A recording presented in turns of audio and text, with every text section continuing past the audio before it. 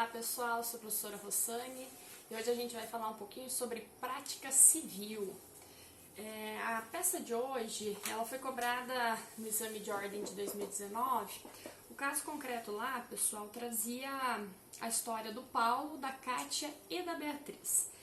O Paulo, pessoal, para sintetizar o problema proposto pela OAB, ele era casado com a Beatriz, eles acabaram se divorciando e tinham vários imóveis, né? Mas enfim, fizeram toda a separação.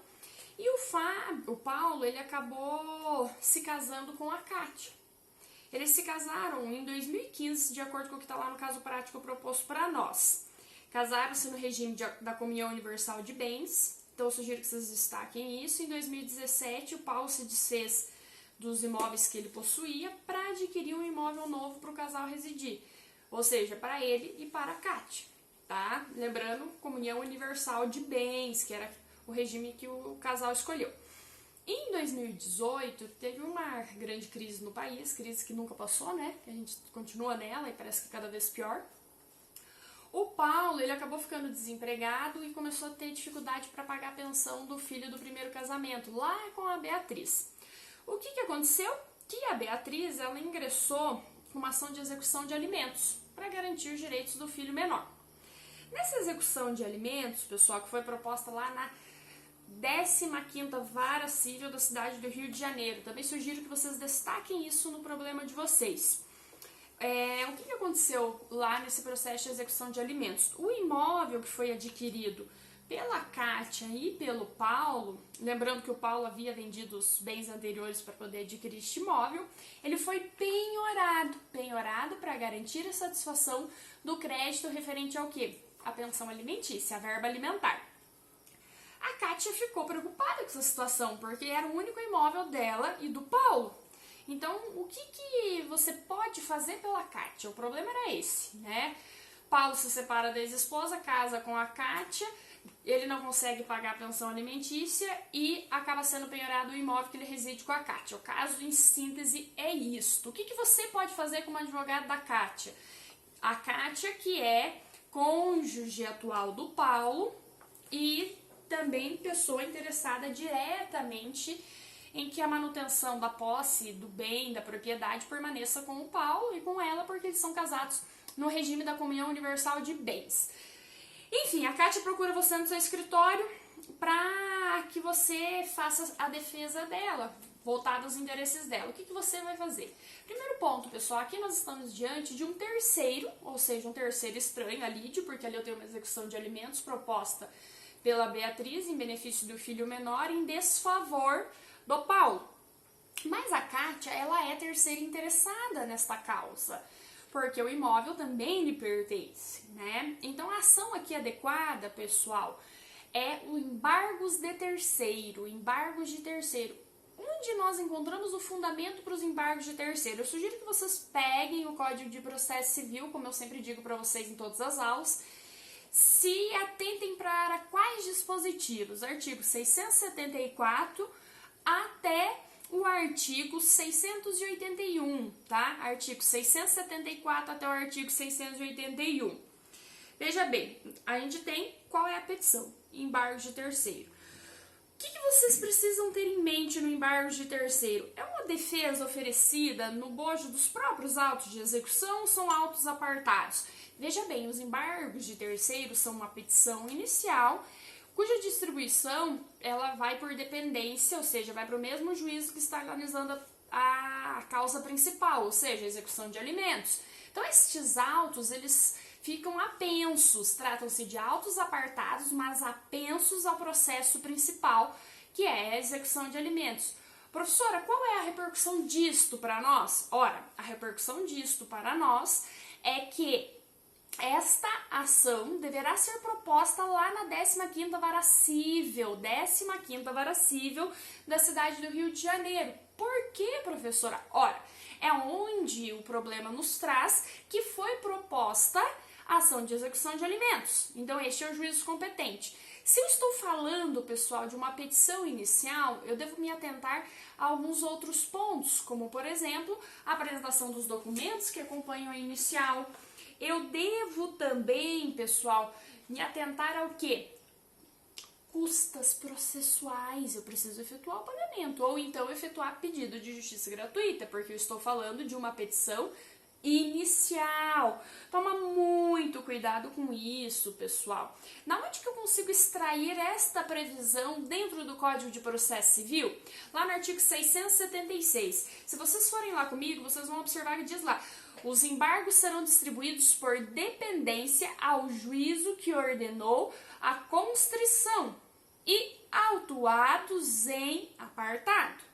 Nos casos de ato de constrição realizado por embargo, os embargos serão oferecidos no juízo deprecado, salvo se indicado pelo juízo deprecante o bem conscrito ou já se devolva a carta. Aqui nós temos um outro fator interessante e de muita atenção nos embargos. Veja bem, eles são distribuídos ao processo principal, apensos, né? Ao processo principal, sim. Mas qual é o fator determinante que nós extraímos do artigo 676? Veja lá, que eles são distribuídos por dependência a um juízo que ordenou a constrição. Professora, mas que constrição é esta que consta na legislação? Veja lá, há uma questão de tempestividade relacionada à propositura dos embargos. Quando nós analisamos o dispositivo 675 do Código de Processo Civil, nós conseguimos entender o que ele nos diz a respeito dessa questão da tempestividade e também compreender a questão da constrição, que no caso dos autos ela também se relaciona ao mesmo juízo, porque não houve deprecação de nenhum ato, não foi deprecado, tá? Mas vamos lá comigo no artigo 675. Veja lá o que diz e ele nos esclarece o disposto no artigo 676 que a gente acabou de ver. Olha lá, os embargos podem ser opostos a qualquer tempo no processo de conhecimento, enquanto não transitado em julgada a sentença, e no cumprimento de sentença ou no processo de execução, caso que nós estamos vislumbrando aqui, uma execução de alimentos. Em qual prazo no processo de execução? Até 5 dias depois da adjudicação, da alienação por iniciativa particular ou da arrematação, mas antes da assinatura da respectiva carta. Veja bem, aqui o que nós temos, pessoal, é a penhora. Eu ainda não tenho adjudicação, não tenho alienação, não tenho arrematação. Eu tenho o ato de penhora simplesmente aqui, tá? Diante dessa situação, o primeiro ponto que eu tenho que destacar, pessoal, é que o ato é tempestivo, tá? Porque eu tenho apenas a vislumbração da penhora. Segundo, aqui o problema não me traz que foi deprecado nenhum ato. Então, o juízo aqui vai ser onde se processa os autos principais, aquilo que eu dizia para vocês logo no início. Ou seja, a regra é que é o juízo onde se processa, salvo se for deprecado o ato para um outro juízo, né? Porque, em síntese, o mesmo juízo onde se processa a execução é ele que vai determinar a constrição dos bens, tá bem? Conseguiram compreender isto? O que eu também tenho de importante aqui, pessoal, com relação à tempestividade? Com relação a essa disposição aqui, que diz ali, olha, em até 5 dias depois da adjudicação, da alienação, por iniciativa particular ou da arrematação. Isso aqui está para nós lá no artigo 675, com relação ao prazo. Mas há uma discussão em meio a esse cenário, pessoal, uma certa polêmica, e eu sugiro que vocês peguem comigo lá no artigo 792 do Código de Processo Civil. Vocês vão observar que lá diz assim, ó, alienação ou oneração de bem é considerada fraude à execução. Ah, professora, não é bem o nosso caso. Sim, não é bem o nosso caso, né? Mas eu julgo importante trazer essa discussão para vocês, porque na vida prática vocês podem estar diante de um caso destes futuramente. Lá no artigo 792, em especial no parágrafo 4º, ele diz lá, antes de declarar a fraude à execução, o juiz deverá intimar o terceiro adquirente, que se quiser poderá opor embargo de terceiro no prazo de 15 dias. Veja bem, pessoal, aqui eu tenho uma alienação de um bem que ocorreu em fraude a uma execução. Aquele terceiro, pessoal, que acaba se sentindo lesado, ele pode propor embargos de terceiro, tá? Só que estes embargos aqui, o prazo são de 15 dias. Veja lá que aqui fala expressamente no dispositivo embargos de terceiro no prazo de 15 dias. Por que eu estou trazendo essa discussão para vocês? Porque lá nos artigos 674 seguintes, nós estamos falando exclusivamente de embargos de terceiro. Veja bem, O que a jurisprudência decidiu a respeito disso? Eu trago para vocês, os meus alunos já viram, né, um julgado que eu já encaminhei, né, uma decisão ali do Tribunal de Justiça de São Paulo que estava tendo migalhas.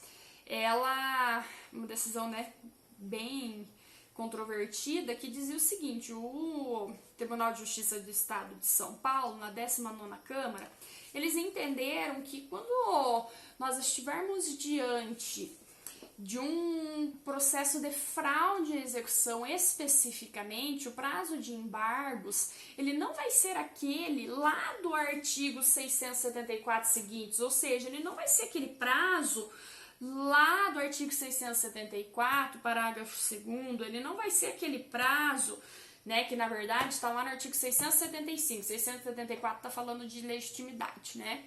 Ele não vai ser o prazo do artigo 675, porque aqui no artigo 792 eu estou diante de uma regra específica que fala de fraude à execução, tá? Então o prazo aqui para o terceiro seria de 15 dias. Então é muito interessante vocês se atentarem a estas discussões, estas mesclas a respeito de questões processuais e com relação aos prazos, para que vocês não sejam de repente induzidos a erro na vida prática ou no próprio exame de ordem se a gente estiver diante de um embargo de terceiro ou numa fraude à execução, tá bem? Tomar cuidado com isso, viu? Isso é muito importante, tá? Além disso aqui, pessoal, continuando aqui a nossa análise, veja bem, quem será a parte autora, né? Quem vai ser o embargante? Evidente, vai ser a Kátia, a parte autora, né? A embargante, a parte embargada vai ser a Beatriz, tá? Então aqui nesse primeiro momento nós conseguimos aferir que a peça prática é embargo de terceiro, com fundamento no artigo 674 seguintes. Nós conseguimos descobrir que o juízo competente é a 15ª Vara Civil da cidade do Rio de Janeiro, que o embargos ele é tempestivo, pois ele foi proposto antes, né, da adjudicação, da alienação por iniciativa particular ou mesmo da arrematação, pois a Kátia havia sido tão somente intimada. Nós também sabemos já, pessoal, que nós necessitamos apresentar rol de documentos para a inicial, como por exemplo a própria propriedade, a relação de cônjuge da Kátia para com relação ao Paulo. E também nós precisamos apresentar as cópias do processo de execução. As cópias do processo de execução devem ser anexas aos embargos. Por que, professora? Veja bem, elas precisam estar anexas aos embargos porque nós estamos diante de uma petição inicial. Petição inicial é esta que precisa ter recolhimento de custas. Não tendo recolhimento de custos, pedido de justiça gratuita. Então, recolhimento de custos ou pedido de justiça gratuita. Lembrando que valor da causa, tem que atribuir valor da causa. O valor da causa aqui é indispensável. O valor da causa vai ser o valor ali em litígio. Tá bem, pessoal? A gente vai continuar no próximo bloco aqui, discutindo mais um pouquinho a respeito dos outros elementos que devem ser analisados dentro dessa petição de embargos de terceiro, considerando o caso prático apresentado pela OAB na prova do exame de ordem. Eu espero que vocês tenham gostado da nossa aula. Se inscrevam no canal, deem um like e ativem o sininho. A gente se vê daqui a pouco.